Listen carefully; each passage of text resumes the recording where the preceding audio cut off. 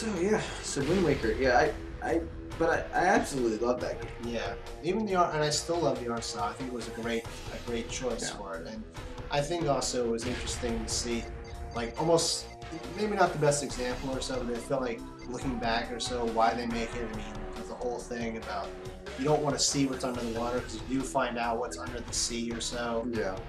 and you just basically you kind of don't want to see it because it's kind of a surprise. So. Right. And it's interesting what they did. And they basically been able to make a chronological order of all the Zeldas. Right. So I actually had the Hyrule Historiator, so you know, it's interesting to see them all see how it's all tied into each other.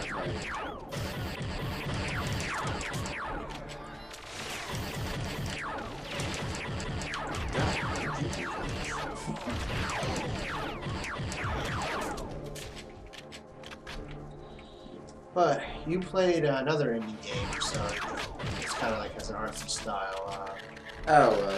Yeah. So I think I played it about a year ago. So it's called To the Moon. It's a small indie game. It's a top-down, like old. It kind of looks like old Japanese RPG-esque. It's like a Final Fantasy. Yeah, like Final Fantasy. But it's not an RPG. It's no, it's okay. Yeah, the other one. I got this one. And it's hard to describe. So basically, how I described it to people is it was like Memento, in the way that it plays backwards. But that's the weird thing. He says this only from what he knows of Memento. I have seen Memento, Right. but I have not played To the Moon, so I can't verify this. So we're like kind of got a big complete thing going here. Right. But still, it's just another way to just tell a story or so. But it requires a little interaction. But a lot of people just have the debate about whether what makes a game or so. Yeah, it's like what is a game? Like To the Moon, you basically just walk through the game trying to find these orbs just to make it to the next part. But I mean, the story is fantastic. Like just watching the story, it's very heartfelt, but at the same time, it's funny at moments, and it just makes you want to go like, oh my god, what's going to happen next? And yeah, no, I absolutely love it. But yeah, I didn't need shotguns. Nice shot. Oh, That's you. Hi. Where did you go? That's you. Yeah, so, I mean, going back to like what makes games, I mean, for us, when we started out playing games, a lot of it was just the NES and the Atari. Well, even before, I think before our time was like the Atari, which was basically, games at that time didn't have much narrative. It was just like go from point A to point B and whatnot. And basically, the original Mario was just going through the levels of the. I think it was. I think I remember. Hold on, I think I remember. I don't know if it's part of it, this, but check the elevators thing. There's people up there. Like, is there like a See if you can call an elevator. The other one, though. No, I can call him. But yeah, so like, yeah, all the NES games. I feel like. Yeah, even like the original Zelda, it didn't have much of a no, it went up. It didn't have much of a like narrative base in what the other ones had. I played A Link to the Past, and that had more of a narrative to it, like it showed you where to go on the map and everything. But the original Zelda did not tell you where to go. Pistol whip. Pistol whip. Oh, I'm sorry. No, wait. Oh, disarm. I'm trying. You shot her. No, you. I didn't. Oh, you hit her. You hit her with it, and then I hit her from behind. That's it. All right, let's try that again. So you Halo knocked her out? Yeah, I guess so. Yeah, can't carry her in this game. So so basically, what is a game? People all the time refer to like modern warfare and sports games. It's like these yearly releases. The quality is just kind of like the high-end games. These core that appeal to the core gamers, the hardcore core gamers. The ones that keep buying the games, the ones that stick to stick to the idea of games, and will buy consoles for the games that not the casual type.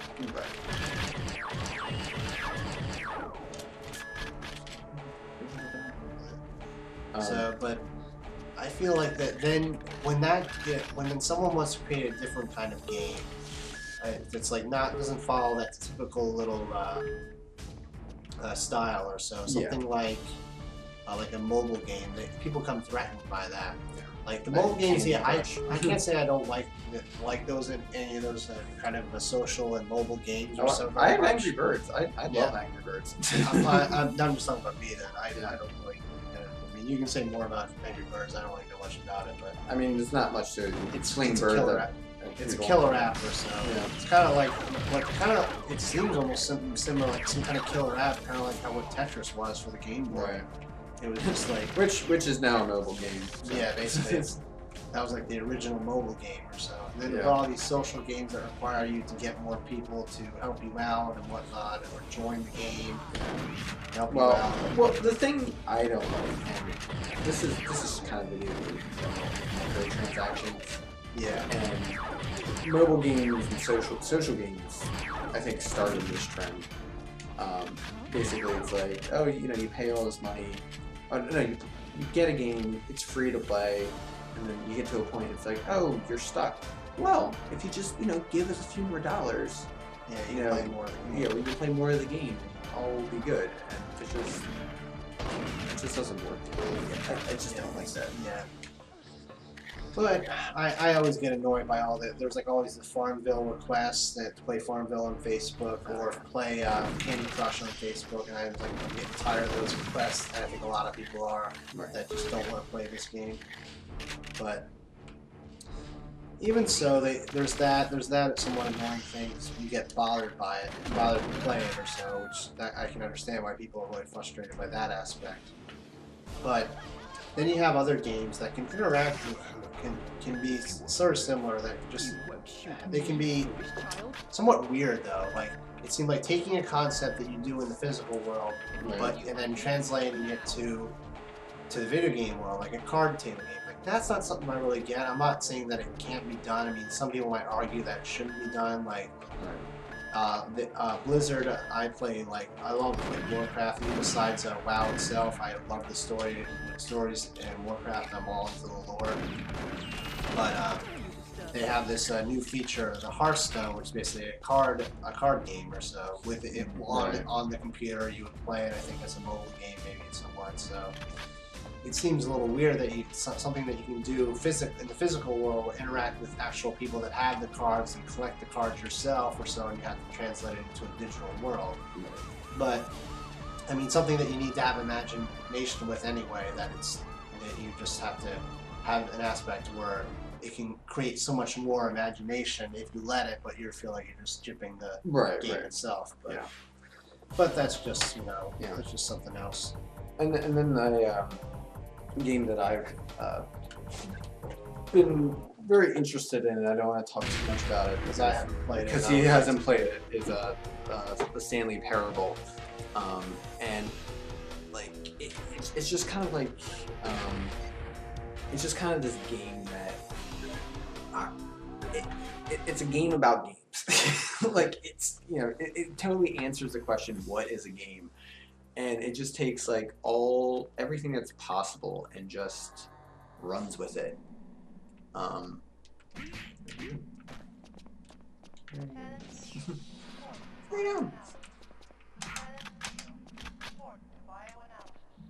to collect that, I guess? Yeah. Psychosis gun? Yeah. So, I think whoever you shoot is going to get killed right away. I think you have to unlock the door. Oh no, wait, I remember now. Hold on. Okay.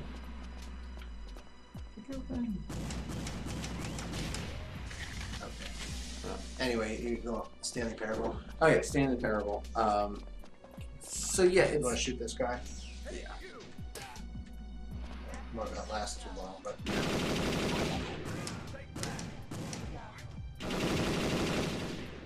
A very good shot. We're trying to kick each other. There you go. Good job. Good job. Wins all around. That's one of the interesting things or so with the Psychosis gun. Even if you have like all guns and infinite ammo, you only get like maybe 4 shots for the gun. Yeah.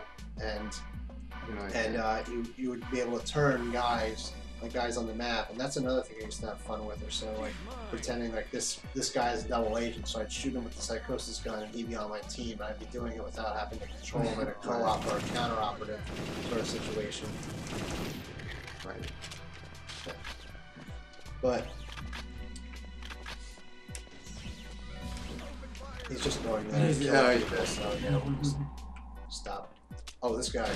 Gotta kill him quickly. Oh, he had a gold gun. Yeah. Oh, we had a double. Yeah. Did you get one? Yeah, Oh, I I got thought I double. picked up one. No, I got double. I got one, but you got 2. So he had 3 somehow. Huh. Do you have any shots for it? I got 1 shot for the tools. Yeah, okay, yeah. Same here.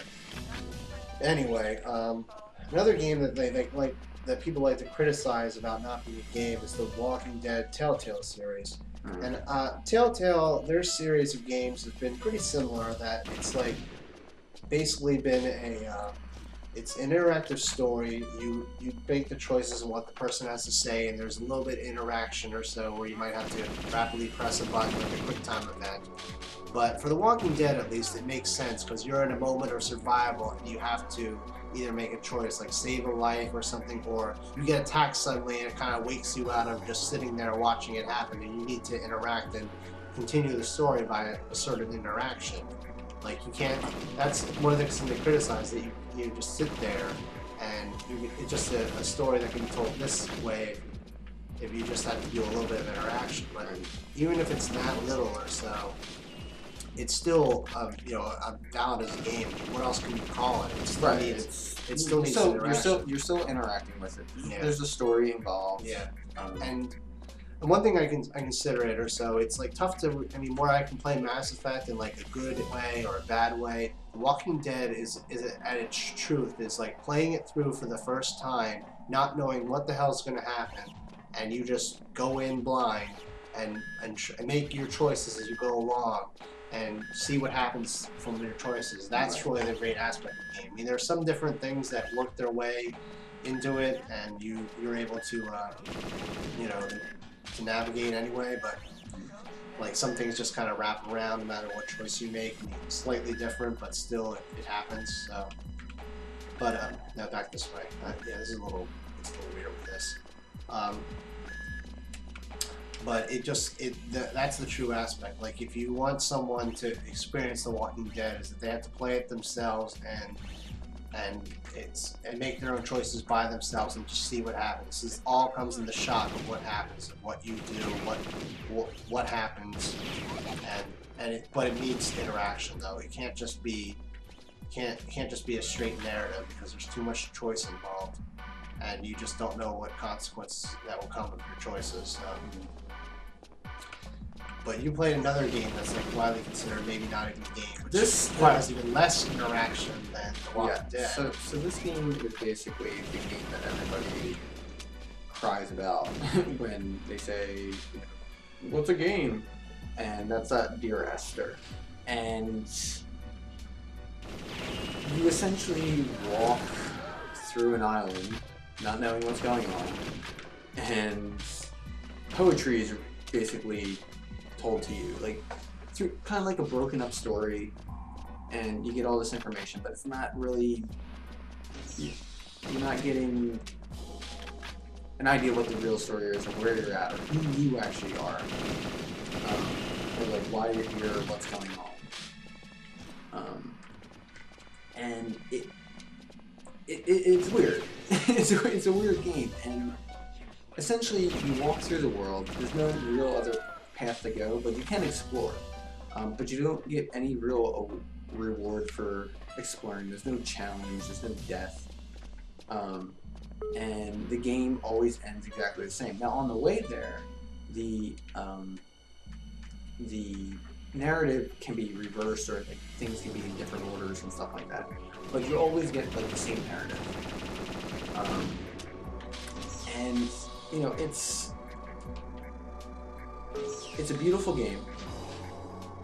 It's very thought-provoking, but at the same time, it's hard to say, is this a game? For me personally, I think it is. But when people say it's not a game, I'm like, they could say that. I don't know. You require, the thing that makes it different is that they didn't want to tell it in a certain straight way. I felt like if they wanted to make a film version of that, I guess, just from what you described, I haven't played the game, but what you described or so, they have the different order and everything. They didn't want to create some kind of order. They wanted this sort of, you know, different experience, like you'll play it this way. A slight difference experience, even though it's not much, but it's just, they want to make it somewhat different. And they just didn't want to establish what the narrative is, so they're able to make this random or so, whatever whatever poetry shows up when you're walking around the island and interacting with everything. Even though the ending is somewhat the same and everything, as you say. Right. But it's the journey there, I guess you could say. Yeah. That's what they were going for. And it's definitely the journey. Like, you can walk into houses and, like, you have a flashlight that turns on, you can look inside what's in the house. Yeah. You know, it definitely makes you question what happened here, where am I, you know, what does this all mean? Yeah. And, you know, it's very much up to interpretation. And I think it's a very unique way to show a game. Like, or it's a very unique way to show a story or poetry or whatever genre you would classify that as. But it's basically, there's so much hate going around that you think that just because this is a game, that somehow that impedes on your game or so, which is not true. It's just, they can both be games. They're just different games. And with the way of, we get caught up in sequels and everything, and even gameplay that's similar, it's still enjoyable, we still like it. There's always some more boundaries to be pushed with games or so, and someone has to push maybe in some little ways to try to get the creative process flowing. I totally love indie games because those are the people who take risks. Like, they do the experimental games. Like, they do things that no one had done before. It's a small budget with, you know, limited staff, and not having to answer to a ton of different. You don't have like publishers coming at you being like, "Oh, no one has tried this before. This is not going to make any profit." You know, like, you know, those people make games just to see, you know, just because. Like, they're just like, I want to see what this does, or this means something to me, and I need to share this with others. So it just kind of goes back to, like, that's what it's kind of as pushing the boundaries. There's still some very big. Hardcore titles that are pushing to make video games as art, but indie games are continually making show that games are art. Right.